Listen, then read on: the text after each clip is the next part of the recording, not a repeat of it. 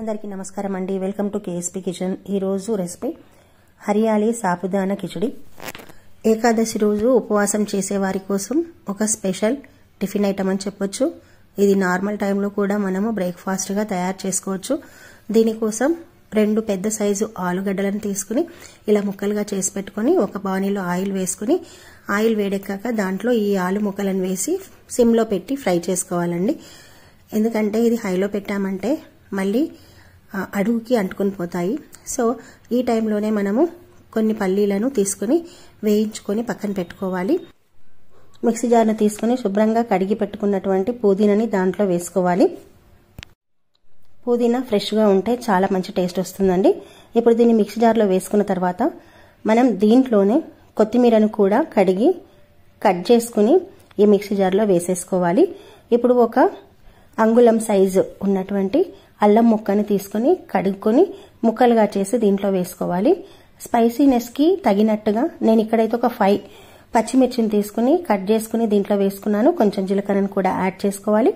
దీన్ని మొత్తం మెత్తటి పేస్ట్ లాగా మిక్సీ చేసుకోవాలి.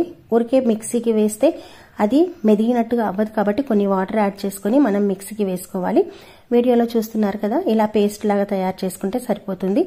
ఇప్పుడు ఇంకో బాణీని స్టవ్ పైన పెట్టి 1 స్పూన్ ఆయిల్ 1 స్పూన్ నెయ్యి వేసుకుని కొంచెం జీలకర్రని యాడ్ చేసుకుని పచ్చిమిర్చి కూడా వేసుకుని వేయించి పెట్టుకున్న పల్లీలను వేసుకుని కరివేపాకు కూడా వేసుకుని బాగా ఫ్రై చేసుకుని ఫ్రై అయిన తర్వాత దాంట్లో మనం చేసుకున్నటువంటి పేస్ట్ని యాడ్ చేసుకుని కొంచెం సాల్ట్ని కూడా యాడ్ చేసుకోవాలి. నేను ఇక్కడ సైంధవ లవణం వాడుతున్నాను.